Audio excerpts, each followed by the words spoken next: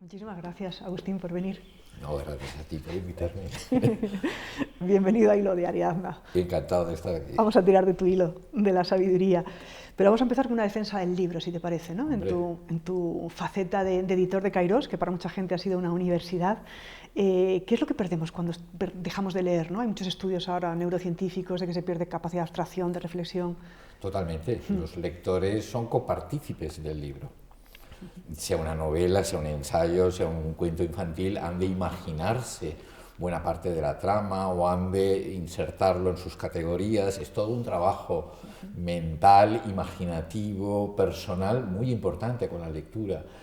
Y la pérdida o el descenso de la lectura es un poco triste.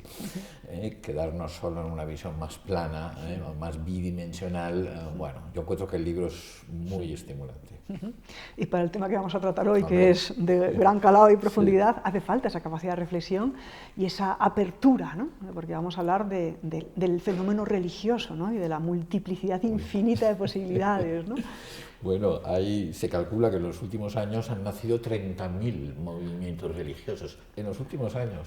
O sea, fíjate tú la creatividad que hay en ese tema. Pues entonces vamos a empezar a matizar, si te parece. Y te vamos a matizar el fenómeno religioso o lo que es la religión, que es una descripción o una definición muy difícil, como dices en uno de tus libros que he utilizado para la investigación. Entonces te voy a dar varias definiciones de distintos autores y vamos perfilando, ¿te parece? Vale. Empezamos con Raymond Paniker, ¿cómo no? Tiramos del hilo de la familia, de los genes, que distingue entre la religión como aquello que te abre al misterio, que nos constituye, y las religiones son encarnaciones concretas para dar respuestas a sed. ¿Qué te parece esta primera aproximación? Excelente. Me temo que me van a parecer bien casi todas. Sí, hay que suscribo. Es una buena definición, ¿no? Bueno, pues a ver si la de Houston Smith te da más juego y te empieza a tirar de la palabra. También a Houston Smith. Dice, cuando se criban las religiones en busca de las verdades que le dan potestad, surge un aspecto distinto, más puro. Se convierten en las tradiciones de sabiduría del mundo. Claro, ahí Houston Smith va al núcleo, que comparten muchas tradiciones, especialmente las más gnósticas, que es muy parecido entre bastantes de ellas, pues también suscribo.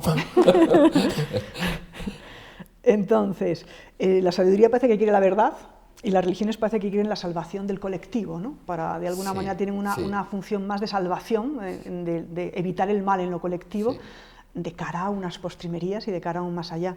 Entonces, ¿qué es la religión para ti? Además... Claro, es que un poco te iba a engarzar por ahí. La religión es aquello que cada uno piense o sienta que es. Yo creo que desde fuera no podemos dar pues claro, por supuesto que podemos dar una definición y una muy buena definición, pero desde mi posición las voy a suscribir todas, porque si una persona la entiende así, la vive así, pues para él o para ella eso es la religión, o eso no es la religión. Y si uno mira a filósofos, o mira a sociólogos, o mira a neuropsiquiatras, o mira a un psicoanalista, o un marxista, o un antropólogo, entenderá formas muy diversas de lo que es el fenómeno religioso. Y todas yo creo que son válidas, yo creo que son cada una en su aproximación, quizás uno personalmente se siente más cercano a algunas de ellas, pero yo que en este sentido tengo una visión bastante antropológica, digo, pues mira, cada una de ellas es bienvenida, ¿no? Pero vamos a matizar, por ejemplo, lo que dice Raymond Paniker, aquello que te abre al misterio que nos constituye. Sí. Eso sería, a mi entender, el núcleo más profundo de las religiones. La religión, como él mismo dice luego, también luego se concreta culturalmente de una manera o de otra manera, pero es verdad que hay una dimensión que tradicionalmente dentro de muchas religiones se le llamaba mística, o que hoy día también podemos llamarle espiritualidad, que eso es lo que te abre a una realidad o a una forma de estar en el mundo distinta, y ese sería el núcleo más profundo, por llamarlo de alguna manera. Y quizás desde ese núcleo profundo, esa mística o esa visión metafísica que va un poco más allá de las formas que adopta ese misterio cuando quiere contarse a determinada comunidad humana, ¿sería la solución para esos problemas que hay en los encuentros ahora de la globalización, que nos confrontan religiones con religiones que dicen cosas contradictorias? ¿Sería por el camino de la mística donde la religión podría encontrar hueco? En el camino de la mística pueden encontrar muchos puntos en común, pero yo tampoco tendría la ansiedad que a veces hay en los diálogos interreligiosos de buscar el punto donde todas coinciden, porque probablemente no lo encontraremos, porque religiones y formas religiosas las hay muy diversas. Por lo tanto, hay que aceptar cada religión en su totalidad, con su mensaje, aunque no coincida plenamente con otro, y yo creo que la apertura no es buscar el lugar de encuentro, sino es buscar la aceptación del otro, sea una religión, sea una sociedad, sea una manera de estar en el mundo. Por lo tanto, sí que es verdad que si hay proximidad y hay puntos, intersecciones, pues el diálogo es más fácil. Pero realmente el reto en el diálogo interreligioso es confrontar o que dialoguen dos tradiciones muy distintas. Digamos, una tradición, por ejemplo, muy mística con una que podemos llamar primal, o indígena, o chamánica, o animista. Esos son cajones desastre, en realidad, donde metemos ahí cosas que son muy distintas. Pero bueno, para entendernos, ese sería el verdadero diálogo. Más que decir, bueno, cuando él dice esto y el otro dice, en realidad están diciendo lo mismo. Eso es un tipo de imperialismo cultural a veces un poco peligroso, lo que no quita, como decía antes, que evidentemente si se encuentra un punto en común, pues facilita mucho las cosas, evidentemente. Las tradiciones no dualistas, por ejemplo, que las hay muchas en las tradiciones de Oriente, tienen claramente un parecido familiar y un punto de encuentro relativamente fácil. Pero luego hay otras tradiciones donde a veces es más complejo. Claro. Es un poco, me recuerda a lo que decía Martin Lins, de que por los rayos, ¿no?, de la rueda se va ascendiendo hacia el centro, pero cada una, a medida que ascienden, va cogiendo todavía cada vez más su color y su forma de una manera. Un San Juan de la Cruz es totalmente distinto a un Arabí, aunque podamos encontrar a nivel metafísico ideas que pueden ser universales, ¿no? Sí, sí. En eso yo creo que hay que mantenernos en un camino medio, eso es muy budista, entre el extremo de un perennialismo absoluto, la sabiduría perenne, en el fondo todas dicen lo mismo, que es un poco abúlico, y en realidad resta la particularidad y resta la esencia a las exclusivistas, que es la visión ya del fundamentalista, de no, yo no tengo nada que ver con usted, y buscar ese camino medio yo creo que es una postura inteligente. Vale. Entonces, vamos a intentar buscar en ese camino del medio algunos de los elementos que parecen que están presentes en muchas de las religiones, si te parece, los elementos más universales sin caer en un universalismo. Perfecto. Entonces, yo creo que ayudaría para acercarnos al fenómeno religioso a términos como ¿qué es lo sagrado? Uy. Eso es muy difícil describir qué es lo sagrado o qué es una religión. Son conceptos como qué es el tiempo, ideas de las cuales todo el mundo se ha hecho una noción, tiene una idea, pero que es muy difícil de escribir. Y por eso hay tantas definiciones de lo que es una religión o qué es lo sagrado. Yo que estoy más familiarizado con las tradiciones de origen índico, donde lo sagrado es una dimensión muy patente, muy presente en la vida de las personas, en realidad lo sagrado es la inmanencia de lo divino.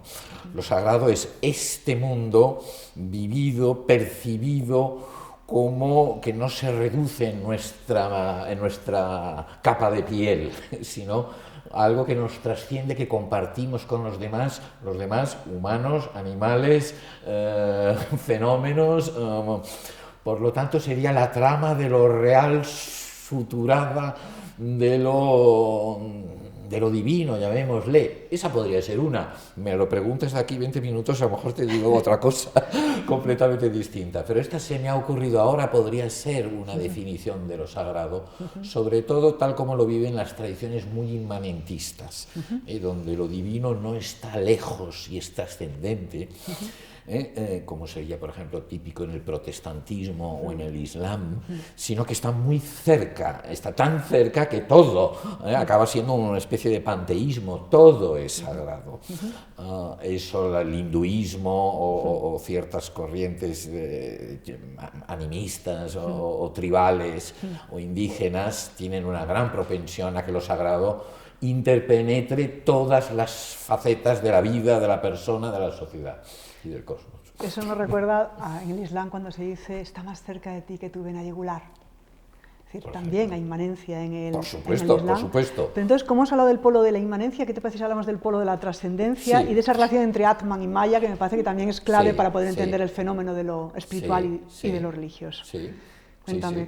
Bueno, allí hay, concretamente con los ejemplos que has puesto de Maya y Atman, que esto es uno de las dos de los conceptos capitales de lo que llamamos hinduismo, sobre todo de su tradición filosófica llamada Vedanta, donde el Atman sería la realidad última, vista subjetivamente, vista interiormente, por decirlo de alguna manera. Cuando se mira exteriormente, objetivamente, entre comillas, habría que llamarlo Brahman. Lo interesante de la tradición hindú es que, y sobre todo de la tradición Vedanta, Advaita, sobre todo esta corriente, que tiene mucho prestigio, aunque no podemos reducir el hinduismo a eso solo, pero lo fantástico de esta tradición, que ya tiene más de 2500 años de antigüedad, es que habla de una identidad entre ese Atman y ese Brahman, entre el espíritu con mayúscula y el espíritu en minúscula, ¿no? Entre la consciencia y la consciencia, entre la trascendencia y la inmanencia, entre lo macro y lo micro, lo de arriba y lo de abajo. No habla de que tengan una relación como la de la gota en el océano, sino es un propio movimiento, es la ola en el océano más bien, es un movimiento del todo, y que a medida que uno va desvelando la malla, va desvelando lo que se superpone a este conocimiento, pues a medida uno que desoculta lo que nos entorpece la visión, puede llegar a coincidir, puede llegar a realizar, puede llegar a testimoniar esta realidad última, normalmente en la práctica introspectiva y la práctica espiritual interiormente. Normalmente es llegar a lo que ellos llaman el Purusha o el Atman. Mira, eso me viene a colación, eso que acabas de decir, para relacionarlo desde otra religión, para ver ese punto universal, sin caer en universalismo, que sé que no es tu punto de vista, desde las religiones primordiales. Mira qué bonito esto que dice Black Elk. Dice, a quienes estudian la tradición del hombre desde fuera, del hombre rojo, o a través de una mente educada, con frecuencia les es difícil entender que ningún objeto es lo que parece ser, sino que es simplemente la pálida sombra de una realidad. Es un poco la transferencia metafísica del fenómeno, ¿no? Visto en distintas tradiciones. ¿no? De hecho, las tradiciones indígenas de muchas sociedades de pequeña escala, llamémoslo así, muchas de las cuales a veces etiquetamos de animistas o chamánicas, tienen una sensibilidad de la inmanencia tremendamente desarrollada, extremadamente presente. Por lo tanto, hay una cierta familiaridad, una gran familiaridad con otras tradiciones introspectivas, como la del Vedanta que antes hablábamos, y al final llegan a puntos muy coincidentes. Yo tengo cierta alergia a los universalismos, pero reconozco perfectamente el parecido familiar. Tengo cierta tendencia para no caer en una especie, porque entonces acabamos en una jerarquía. Vale. Los que lo atisban sin ocultación, los que ya precisan de un teos, los que requieren, y eso hay muchas tradiciones que tienden a generar una pirámide y ellos están, por supuesto, en la cumbre. Por lo tanto, a veces la visión perennialista es un poco absolutista en este sentido y tiende a despreciar o a descartar a aquellos que, bueno, no han llegado todavía y en cambio no les acepta en su ultimidad, ¿no? En su mundo completo y en su tradición completa. Claro. Supongo que eso depende de qué autores, ¿no? Por ejemplo, Swan, que es uno de los autores que a mí me gusta mucho dentro del perennialismo, te saca la perla de cada una de esas maravillas. Esa yo creo que es la buena actitud. Es una perla en las tradiciones primales, ¿no? De la infancia espiritual del ser humano, está esa ultimidad que tú dices, ¿no? Y uno dice, ole, ¿no? La reconoces, ¿no? Es verdad, y ahí te pongo a colación algo que tú señalas en el libro de Sitala, de ese sentido de progresismo y evolucionismo en que venimos del panteísmo al teísmo, al monoteísmo, y las últimas son las mejores. No es una cuestión de mejor y peor, ¿no? Esto fue una formulación racional misionero-occidental para intentar llegar a la justificación de que el monoteísmo era la verdad suprema y Occidente forma parte del mismo aparato que justifica la colonización. Y supuestamente apoyado en ideas darwinistas, neodarwinistas, pobre Darwin, no lo mezclemos en esto, y entonces crearon estas jerarquías de las cuales yo tengo muchos peros, ¿no?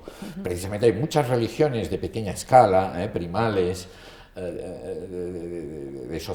que son extremadamente sofisticadas, que tienen miles de años de antigüedad.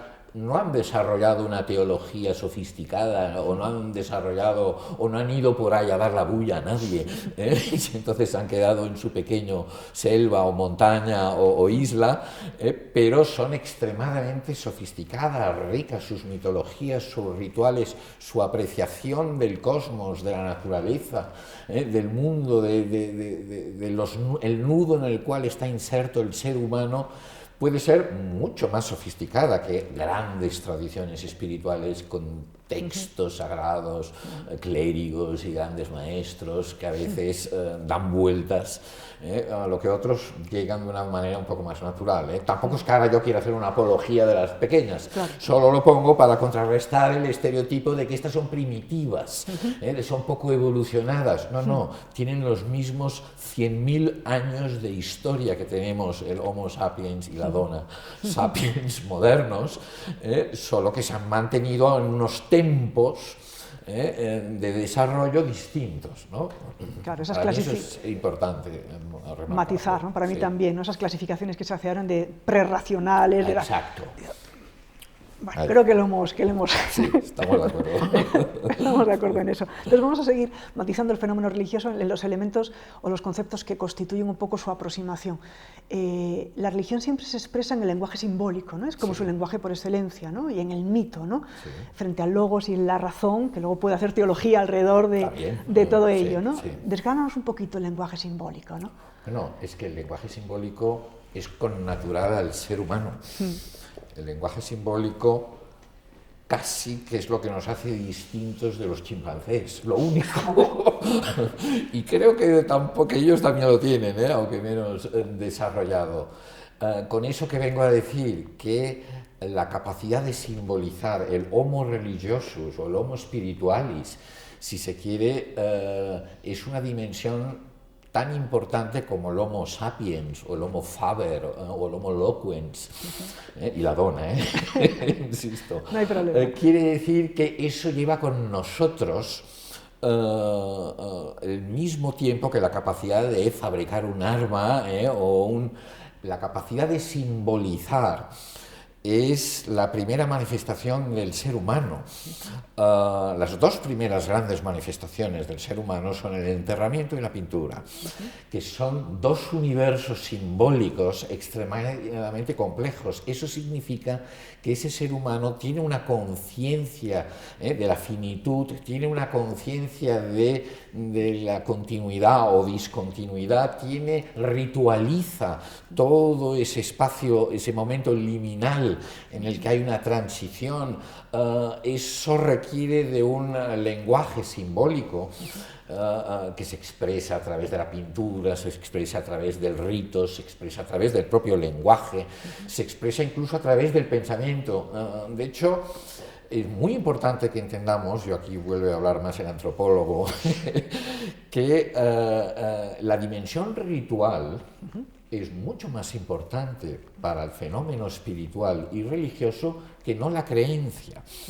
En Occidente tendemos a preguntar, ¿y usted es creyente o no es creyente? ¿O tú qué crees? Eso en la mayor parte del mundo no tendría sentido. Uno no tiene que suscribir un credo en Dios. Uno más bien practica, realiza, simboliza una serie de aspectos espirituales o religiosos, y lo que crea uno o una, bueno, pues es secundario. Y de ahí que a veces muchas tradiciones espirituales y religiosas del mundo tengan un gran conglomerado de filosofías, de teologías que se contradicen entre sí dentro de la misma tradición. No les preocupa mucho. Lo importante no es lo que uno crea, sino lo que uno hace. Y lo que uno hace tiene mucho que ver con ritualizar la existencia, marcar los pasos de transición de la vida, con todo ese mundo simbólico.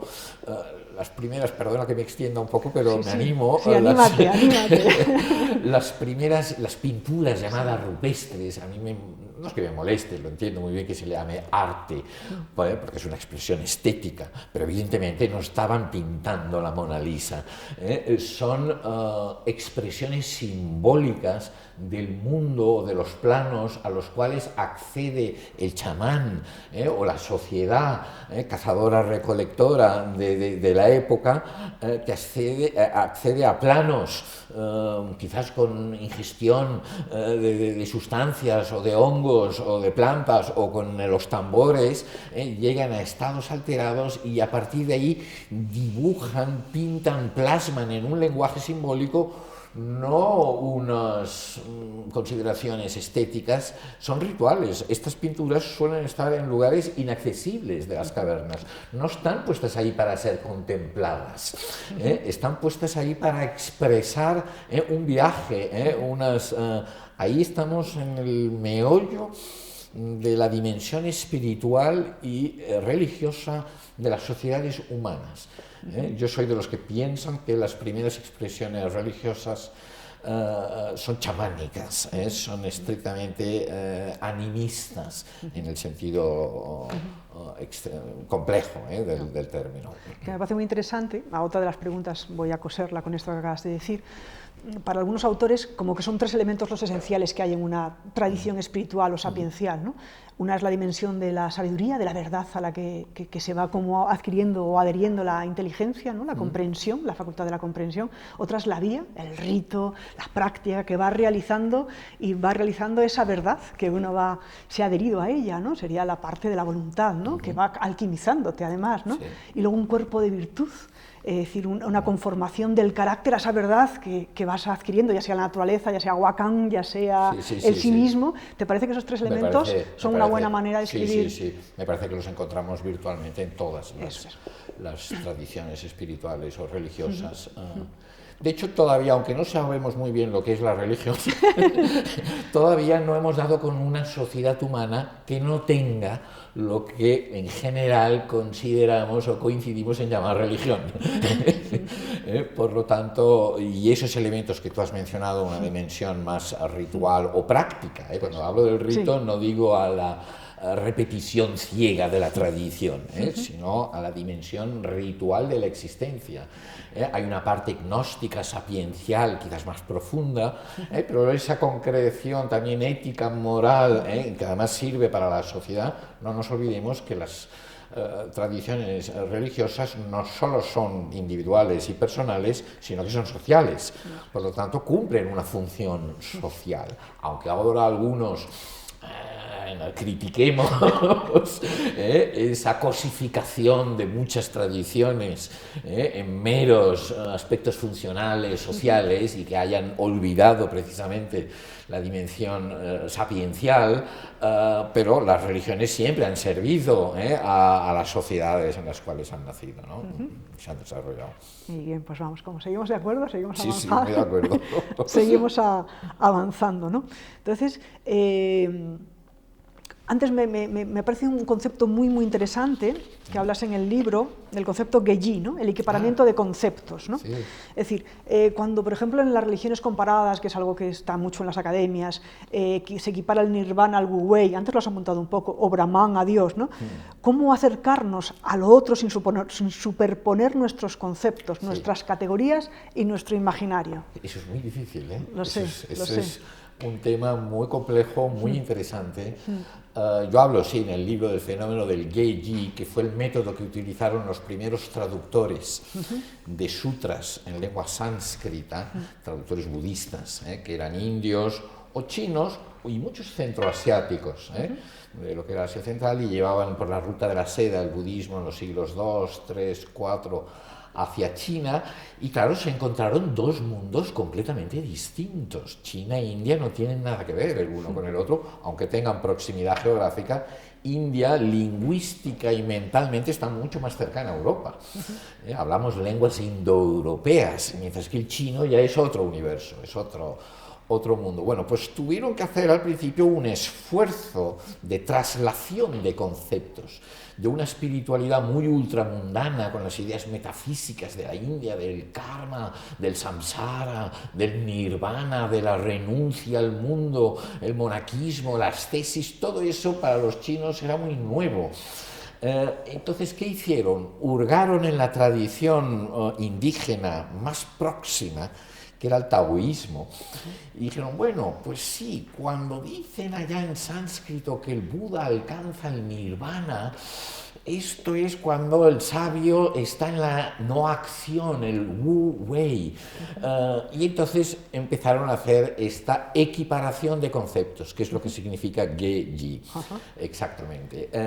A ver, desde el punto de vista de la traducción y del diálogo interreligioso, esa equiparación no era muy buena.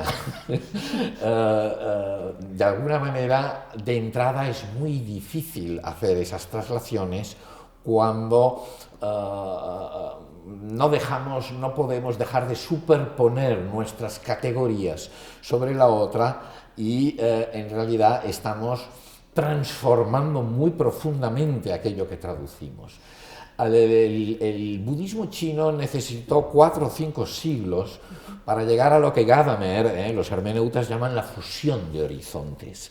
Realmente desarrollar en su propio léxico, en su propia lengua, en su propia mentalidad, en su propia práctica, en su propia manera de entender el mundo, aquellos conceptos que eran ya muchísimo más apropiados para traducir los conceptos que venían del sánscrito. Fruto de esos diálogos, por decirlo así, esos primeros tanteos, más o menos de equiparación de conceptos, y luego ya la fusión de horizontes, por ejemplo, es el nacimiento del budismo Chan, que luego se transforma en Zen cuando pasa a Japón, que es una sinización plena del budismo, donde aun manteniéndose fiel a su origen índico, porque además es muy consciente el Chan de mantener los principios esenciales enseñados por el Buda Shakyamuni, pero al mismo tiempo tiene ahí una idiosincrasia taoísta china muy propia, que lo hace muy distinto de las formas de budismo indio.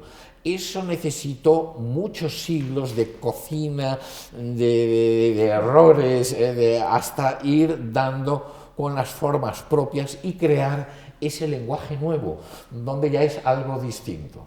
Es un fenómeno interesantísimo. De hecho, no sé por qué no se estudia este encuentro entre India y China, dos civilizaciones milenarias, como no se estudia en la ESO, en nuestras escuelas, porque es el encuentro entre dos mundos importantísimos de la antigüedad y de la modernidad, no solo en el pasado eran importantes. y que además es un encuentro falto de colonización, falto de guerra, falto de intentar imponer el uno sobre el otro, es un diálogo, ¿no?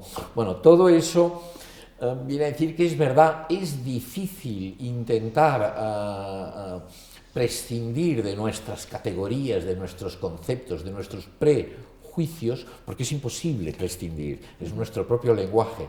Lo que sí debemos hacer, el esfuerzo hermenéutico, y con los libros que yo escribo, ese es un tema para mí esencial y primordial, intentar hacer un poco de terapia, intentar contrastar y poner nuestros preconceptos a flor de piel para descubrirnos y reconocernos a nosotros mismos.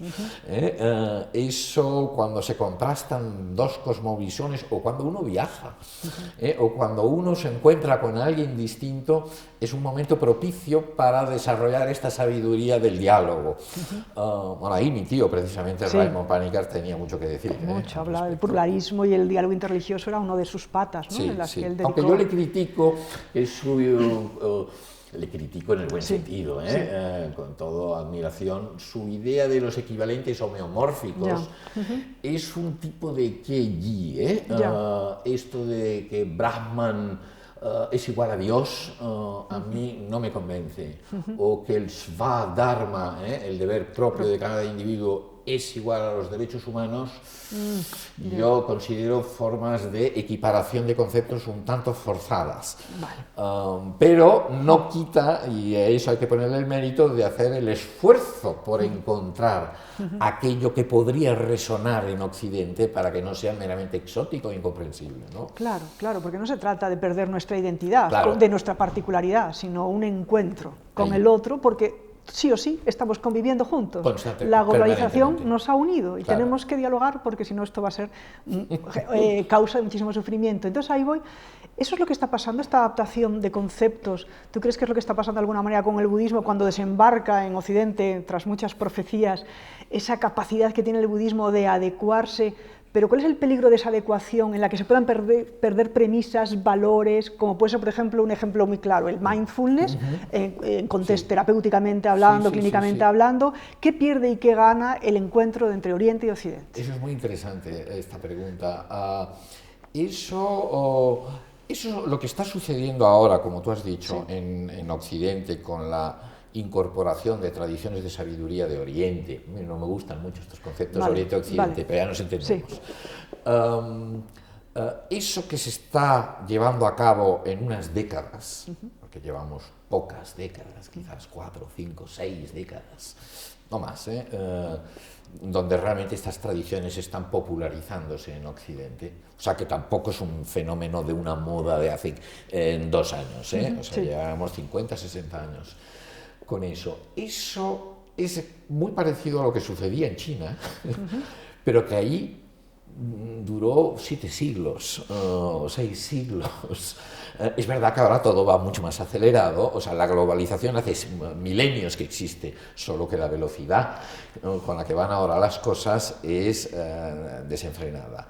Y sucede un poco lo que ocurrió con el budismo cuando fue a China, a diferencia de cuando fue al Tíbet o cuando fue al sudeste asiático, donde la voluntad de quienes importaron el budismo, no es que fueran los indios que lo exportaran, eran los dirigentes del sudeste asiático o los tibetanos que querían importar el budismo y de alguna manera clonar el budismo indio de la época en la cual se irradió, en el sudeste asiático fue antes que en el Tíbet. En China no sucedió lo mismo. En China el budismo llegó a una civilización que ya era milenaria con sus propias tradiciones y el budismo se transformó muchísimo. Sucede ahora lo que sucedió en China. El budismo llega a Occidente, que es una tradición también milenaria, con muchas corrientes de pensamiento, de espiritualidad muy desarrolladas, y el budismo o cualquier otro ismo que llegue se transformará inevitablemente, se está transformando inevitablemente, O no me atrevería a hablar del budismo, de los múltiples budismos que llegan, porque no llega el budismo en abstracto. Llegan además, a diferencia de las irradiaciones asiáticas, lo que ha llegado a Occidente en el siglo XX y XXI procede de Sri Lanka, de Japón, del Tíbet, de Tailandia, de Birmania, de India, del Nepal, de distintas procedencias, distintas formas de budismo. Y aquí interactúa con la ciencia, interactúa con las tradiciones de justicia social, interactúa con las tradiciones éticas y morales, interactúa con la psicoterapia, interactúa con una serie de factores y de corrientes muy aposentadas en Occidente, cuyo efecto es una clara desmitologización del budismo, una clara centralidad de la meditación y de la parte introspectiva del budismo, toma un rol central en Occidente, donde las tradiciones de justicia social y de igualdad, especialmente de género, están moldeando muchísimo los budismos occidentales, donde las mujeres participan mucho más, y aún todavía les queda, pero a diferencia del mundo asiático, hay una serie de transformaciones que se están dando. En algunos casos pueden haber pérdidas, bueno, ahí cada uno lo vivirá como pérdida o beneficio según lo entienda. Lo interesante es que el budismo lo autoriza esto. Hay una doctrina muy interesante que se llama Upaya Kausalya, que podríamos traducir en este contexto, por lo que estamos hablando, como flexibilidad, adaptación al contexto, adaptarse a la idiosincrasia. El budismo autoriza y recomienda que se adapte a la sociedad a la cual llega. Por lo tanto, el budismo en este sentido es muy moldeable, muy maleable, no tiene demasiados problemas. Sí, ocurre que yo me pongo un poco nervioso cuando entro en un spa y veo una imagen del Buda, allá, pobre hombre, y en contextos incluso, pero bueno, es la forma también como Occidente tiene de incorporar. Ya veremos cómo acabará todo esto. El propio mindfulness que mencionabas, ahora ya estamos en un mindfulness 2.0, ya no es lo mismo que hace 5 años. Y ahora hay un abierto reconocimiento de que el mindfulness procede de una cosmovisión, de una ética budista. Y ahora ya no hay reparos o la alergia aquella de decir, es que esto viene del Dharma, como le ocurría a las primeras generaciones, que para ganar respetabilidad en la universidad y en los hospitales tenían casi que ocultar que eso procedía de Vipassana o otras formas de meditación budista, ¿no? Ahora eso también se está transformando. Por lo tanto, en el mismo momento que estamos hablando de un tema, ya se está transformando ese otro tema. Y ya veremos por dónde va a ir. Sí, van a haber cambios, pérdidas para algunos, y también ventajas y crecimientos en otro sentido, ¿eh? Claro, más la pérdida era sobre todo en esos elementos esenciales que hablábamos, ¿no? De que un método como puede ser la meditación, sati, que es la atención plena, pero luego le queda la concentración, le queda la virtud, le quedan tantas cosas, como la pérdida de esos 3 elementos, que no se pierda la sabiduría, la cosmovisión que da sentido a esa práctica, es decir, que no sea simplemente la capacidad que un ejército tiene de matar con más precisión, como el ejemplo que se pone, y que no se haga también una espiritualidad a medida del hombre occidental que en su materialismo y su cientificismo feroz a veces instrumentaliza en los elementos sagrados, que no se han de instrumentalizar porque se pierden su función, bueno, quizás. A veces, quizás, ahora miremoslo de otro ángulo, quizás esa era la única manera que el Dharma tenía para entrar en el siglo XXI en la sociedad materialista, consumista de Occidente. Por lo tanto, ya te digo, la mayoría de profesores, instructores de mindfulness, hay de todo, como además me parece muy bien que haya de todo, pero en muchos casos, y yo publico mucho en Kairos muchos libros de mindfulness, o sea que los conozco muy bien, empezando por el propio Kabat-Zinn y los grandes líderes de pensamiento en este movimiento, hay ahora un reconocimiento explícito de que eso convendría no desincrustarlo de la cosmovisión, de la ética, de los valores, de la sabiduría de la cual forma parte y cobraba todo su sentido, No solo es una práctica para concentrarse mejor y tener una serie de resultados, que por supuesto que los tiene, sino que va dentro, en el mismo paquete. Hay muchos otros elementos y hoy en día ya se habla muchos maestros, instructores de mindfulness, ya es mindfulness y técnicas contemplativas, mindfulness y compasión, mindfulness enfocado a aliviar el sufrimiento, pero no ya el dolor crónico porque me duele la espalda, sino dukkha, que en eso está fundamentado el budismo, en cómo liberarnos del sufrimiento, sufrimiento inherente a la condición humana. Por lo tanto, el mindfulness, yo creo que hay que ser autocríticos y tiene que incorporar esa crítica, que yo creo que es muy conveniente, el mindfulness y todo eso, pero yo creo que tiene la capacidad, y como es un movimiento que no lo dirige nadie, pues eso ya se está, yo lo veo y tengo el feedback de que se está produciendo. Vale, entonces me lleva a otra pregunta que quería hacerte. En esas adecuaciones que hace una tradición cuando se encuentra con una tradición, ¿cuál es el límite para la fecundación? ¿Cuándo nos encontramos con un híbrido que no da frutos? ¿Cuándo nos damos con un sincretismo? ¿Cuándo nos damos con la dinámica de esa ola del océano, del absoluto manifestándose en el infinito? Sí, eso es muy difícil de contestar, porque cada caso es distinto. Todas las tradiciones, todas, ni una hay que no sea híbrida, que no sea sincrética. Yo eso lo firmo categóricamente. Lo que unas tienen más años o más siglos de sincretismo, y entonces parece que su pedigrí tenga más solera, ¿no? Pero, y otras, las más jóvenes o las que llevan menos tiempo, pues a lo mejor se les nota mucho su origen mestizo. Pero yo, que soy un poco mestizo, reivindico el carácter mestizo de la espiritualidad, de la religiosidad y de las sociedades y de las culturas y de las lenguas. El cristianismo, que tiene muchos años, muchos siglos de antigüedad, pero se podría perversamente por mi parte, conceptualizar como un mestizaje entre judaísmo y filosofía helénica. Evidentemente muchos van a protestar, y con toda la razón del mundo. Pues por lo tanto las religiones más jóvenes, o cuando hay estos movimientos religiosos, sucede un poco lo mismo, lo que no han pasado 20 siglos para que se desarrolle y encuentre sus propios lenguajes y sus propias maneras, y a lo mejor el mestizaje se ve es más obvio. Como me estoy pensando en las religiones afroamericanas, el candomblé brasileño, o en Haití, que se les nota claramente un origen africano y claramente un encuentro con el catolicismo. Y entonces, como lo vemos, y lo vemos desde una cierta perspectiva y conocemos la historia de los últimos 400 o 500 años, las degradamos bajo la etiqueta de sincréticas, pero es que las otras también lo eran. La religión yoruba africana ya era sincrética y el catolicismo ya era sincrético. Por lo tanto, es muy difícil llegar a decir esto es puro, esto no es puro. Acabaríamos ya en el lenguaje del fundamentalista, ¿no? Estos son los fundamentos auténticos de la religión o de mi religión, y lo demás son acreciones, lo demás son añadidos.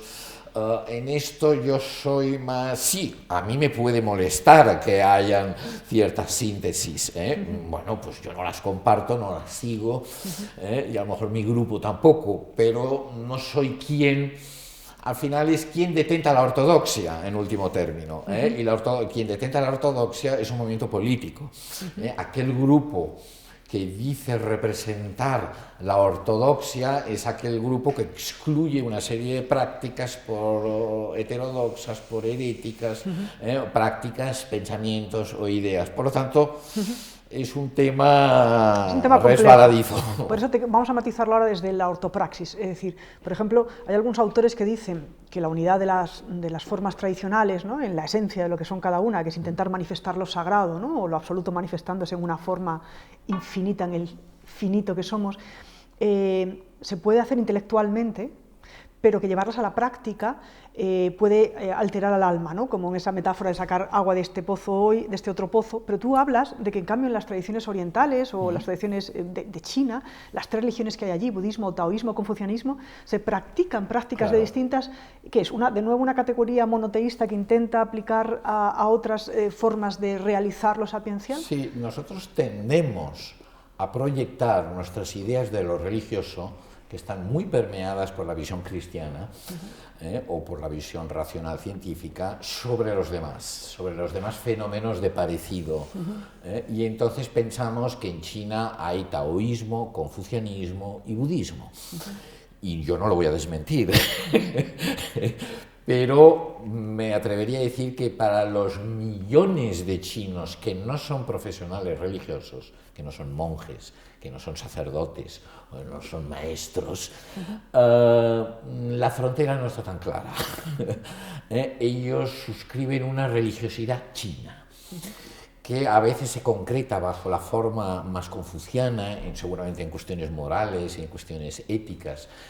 Tomará una serie de rituales del budismo, probablemente los funerarios, seguramente. Quizás va a visitar algún lama o algún maestro de renombre, pero a lo mejor el calendario anual seguirá el calendario taoísta. Tendrá una serie de amuletos y lo que nosotros tildaremos de supersticiones, otra cosa a la cual también me gustaría meter. Por lo tanto, salvo el profesional religioso, la mayoría de practicantes de esas religiones no hacen una diferencia tan clara y suelen suscribir muchas religiones. Eso en Japón todavía es más explícito. Es verdad que si nos vamos al mundo monoteísta, esto ya no es tan así, porque los monoteísmos tienden a ser excluyentes, porque solo hay una verdad. Solo hay un Dios, solo hay una verdad, por lo tanto otras verdades son la mentira, son la falsedad, son el diablo, y entonces le cuesta más aceptar esta especie de convivencia. Yo me parece que en el libro hablo del caso de Japón, de que la mayoría de japoneses siguen un ritual shintoísta al nacer, cristiano al casarse y budista al morir. Bueno, eso es muy común en Japón y en muchas religiones. Nosotros ahora estamos adoptando rituales laicos y de la religión civil, y estoy midiendo muy bien lo que digo. Hay religiosidades. Para mí no son muy interesantes, no tienen la función sapiencial que nos gustan a ti y a mí y a muchos de los oyentes, pero cumplen los requisitos de las religiones a nivel social. Muchas políticas o deportes o maneras, el consumismo, el fútbol o el maoísmo, son religiones y cumplen su función social y tienen sus profetas y sus lugares sagrados donde peregrina la gente y sus promesas de felicidad, y hay toda una serie. Claro, tú dirás, bueno, oiga, y la dimensión transformativa y esa mística, digo, pues yo tampoco la veo. Pero no pensemos que muchos de los llamados ateos, agnósticos, no tienen sus religiones, que también las tiene. Ese fenómeno religioso es mucho más difícil de desembarazarse de él de lo que mucha gente cree, porque lleva con nosotros 100.000 años, forma parte de nuestra consciencia. Entonces, si no, yo ya no soy creyente, pero a lo mejor usted, vamos a ver qué hace, qué piensa, qué sigue, y descubriremos otras facetas. Bueno, ahora ya me iba ya. No, pero bueno, es un buen matiz. Nosotros vamos a seguir con el fenómeno religioso en el que el aspecto sobrenatural o sagrado, que es pero está muy bien el matiz que has dado, porque el cientifismo es una nueva religión, el capitalismo, el don dinero, contiene sacerdotes y tiene, como lo explica muy bien Dokuso en el libro, que creo que también habéis sacado, ahí está. Pero el que nos gusta hoy desglosar contigo es ese que tiene ese aspecto como un origen sobrenatural, un origen en el misterio, un origen en eso que nos convoca desde lo profundo, queriendo saber cuál es el sentido de la existencia, cuál es el sentido de vivir. Esa dimensión que hablábamos espiritual o mística o trascendente, o como queramos llamarle, de muchas tradiciones. Entonces, para ir cerrando, porque yo creo que hemos hecho ya un repaso sobre las religiones del mundo, que hay miles de categorizaciones posibles, pero bueno, me gustaría, respecto a la crisis ecológica en la que vivimos, y que creo que además muchas tradiciones actuales están intentando dar respuesta a esa crisis, que es una crisis de la posición del hombre respecto al cosmos y a la naturaleza. Por ejemplo, el hinduismo, que es la tradición que tú más conoces o has estudiado, ¿qué nos dice? ¿Cuál es la posición del ser humano respecto al cosmos? ¿Cómo podríamos dar un mensaje de posicionamiento mejor, más armónico? Sí, no sé si las enseñanzas del hinduismo o de otras tradiciones se pueden aplicar de forma utilitaria para solucionar los gravísimos problemas medioambientales que tenemos. Yo viajo mucho a la India y estuve ahora hace relativamente poco y me pareció el Kali Yuga, aquello a nivel ecológico, el desastre. Entonces puede parecer un poco irónico que ahora reivindique que las tradiciones hindúes tienen algo que decir cuando su país está fatal, pero sí tienen algo que decir, especialmente las tradiciones de renunciantes, las tradiciones yógicas, las tradiciones, llamémosle en el buen sentido, ascéticas de la India, del hinduismo y el jainismo, con esta especie de frugalidad que promueven, ese no consumismo, esa cierta austeridad que nos puede parecer un poco anticuada, esa incluso limitación a las posesiones y la virtud del dana, del donar, de la generosidad. Todo eso, ya no entro ahora en el vegetarianismo, en la no violencia, pero que también podríamos ahí incluirlo, y esa sensación que comparte el hinduismo con aquel inmanentismo que decíamos, con muchas tradiciones primales, de que todo es sagrado, que agredir al río, y mira que el Ganges está sucio, agredir a ese manantial, es una diosa, que es Ganga, eso desciende de los cabellos de Shiva, bueno, hay muchos mitos que lo explican. Por lo tanto, aquel cerro al cual sube, aquel bosque, ahí se han manifestado por razones inescrutables las divinidades, y todos los hindúes viven en una tierra sagrada, no es la India, es Bharata Mata, aunque ahora se lo hayan querido apropiar las ideologías políticas, bueno, yo prescindiendo de eso, pero muchos hindúes viven que eso es una diosa surcada por sus chakras, sus nadis, y casi que pueden hacer la peregrinación meditativamente en su casa, porque se corresponden los planos. Esa concienciación, si la pudiéramos incorporar en nuestras vidas cotidianas, es un problema de conciencia en último término, el problema ecológico, sí, es un problema económico, es un problema político, es un problema social, pero es un problema de concienciación, y aquellas sociedades más concienciadas de lo sagrado de la existencia, bueno, pues están mejor predispuestas. Claro que hoy en día todos los países están en esta carrera no armamentística, carrera del deterioro y de explotar los recursos para que el PIB y el crecimiento sea... y no soy optimista en este sentido, ni con la India ni con ningún otro lugar. Habrá que coger el concepto de retroprogreso, creo que de tu padre, y lo que decía también Agustín López Tobaja sobre que solo se puede crecer en la dimensión del infinito, ¿no? El crecimiento solo puede ser en la dimensión espiritual, y en la horizontal tenemos que tener una simplicidad radical porque se nos va de las manos, ¿no? Yo creo que la religión tiene algo que decir en esto y en las grandes preguntas del ser humano sobre la Tierra. Lo que me extraña, y aquí cerramos, ¿por qué nos hemos desconectado de esa sabiduría sapiencial de todas estas tradiciones? ¿Por qué no hacen eco en nuestro corazón? Sí. ¿Es Kali Yuga? ¿Es que hay 3 partes de Adharma y una de Dharma? ¿Quién sabe? ¿Quién sabe? Son muy intuitivos estos hindúes. No lo sé si es eso, pero desde luego. Con quizás hay un peligro en la privatización de lo religioso. Incluso los que suscribimos la espiritualidad, que hoy en día puede estar incluso separada de la religión. De hecho, muchos espirituales reniegan de las religiones establecidas y cultivan su espiritualidad. Bueno, eso es un movimiento peliagudo, como mínimo, pero bueno, pero que es un hecho.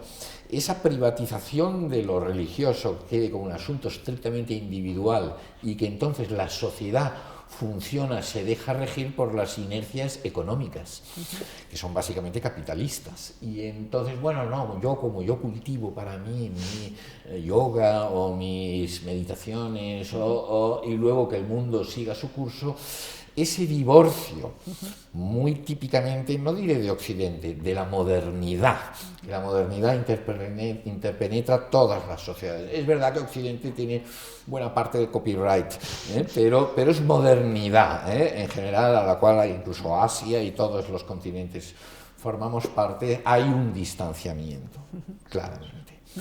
Y esas inercias, como no las revirtamos, Bueno, hay cosas que son irreversibles y si algo nos ha enseñado... O sea, la ecología, con eso ya acabo, no solo tiene que ser medioambiental, tiene que haber una concienciación de la sacralidad de la existencia, de que ese monte, ese río, esa calle, esa casa, ese hábitat en el cual estamos está interconectado con todo lo demás, ¿no?